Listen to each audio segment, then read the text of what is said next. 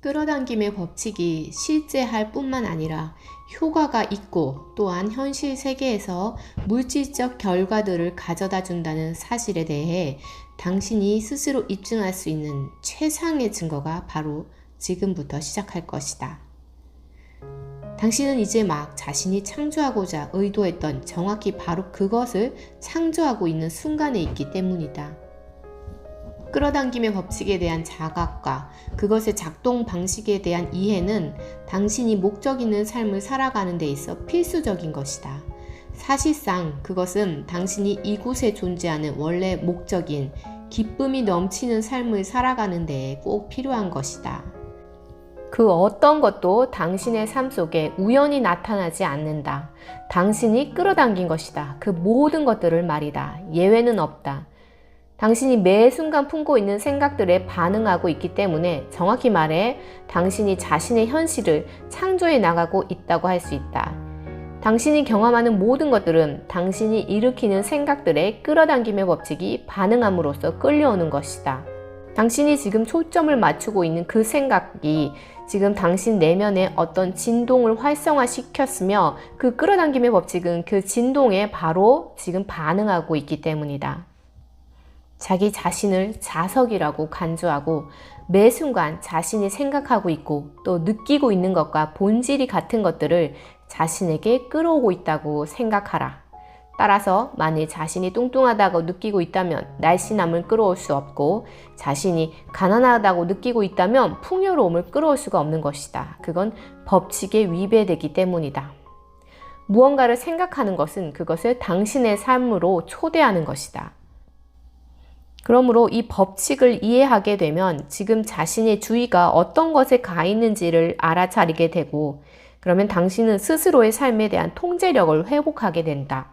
당신은 그런 통제력의 회복과 더불어 자신이 삶에서 소망하는 것들 중에 손에 넣을 수 없는 것은 아무것도 없고 또한 현재 삶 속에서 원치 않는 것들 중에 자신이 놓아버릴 수 없는 것 또한 아무것도 없다는 사실을 알게 될 것이다.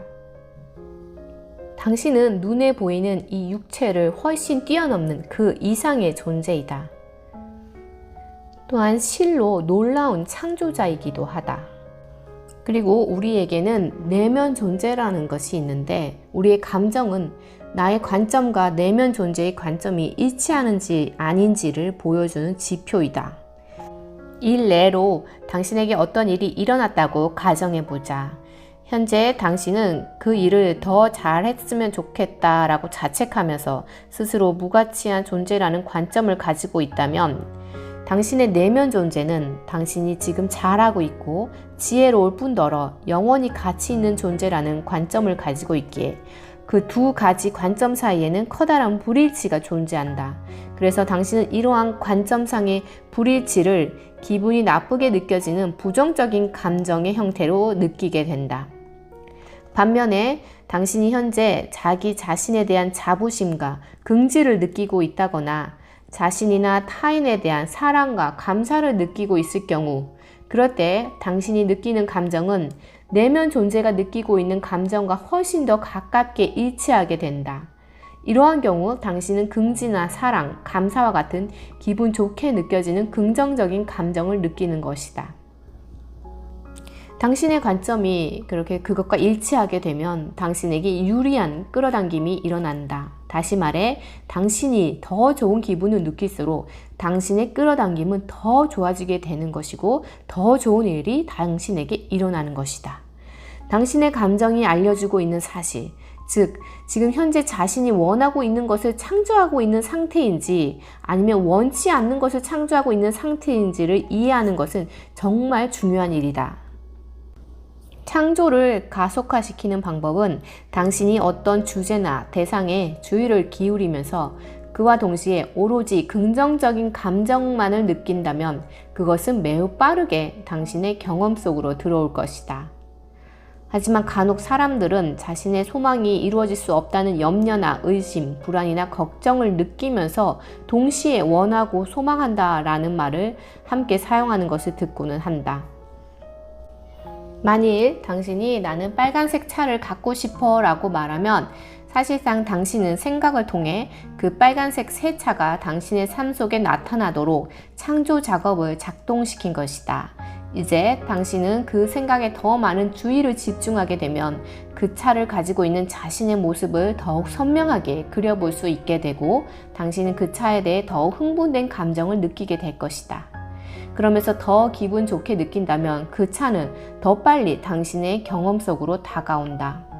이제 당신이 그 차를 실제로 갖기 위해서 단지 허용하기만 하게 된다. 그 차가 나타날 것이라고 믿음으로써 그 차가 오도록 받아들임으로써 허용을 하는 것이다.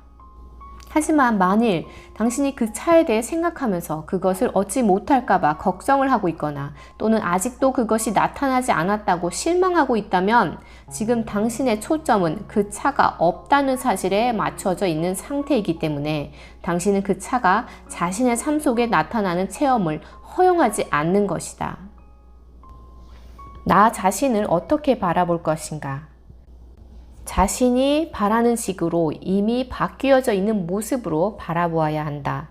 대부분의 사람들은 주로 자신의 현재 상황에만 과도하게 관심과 주의를 기울이고 있기 때문에 삶이 거의 바뀌지 않거나 천천히 바뀌게 된다.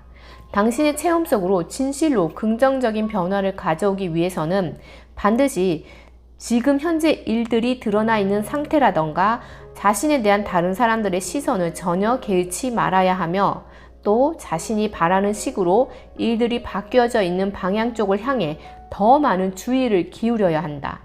당신은 연습을 통해 자신이 끌어당기는 것을 얻게 될 것이고 자신의 삶이 실제로 바뀌는 것을 경험하게 될 것이다.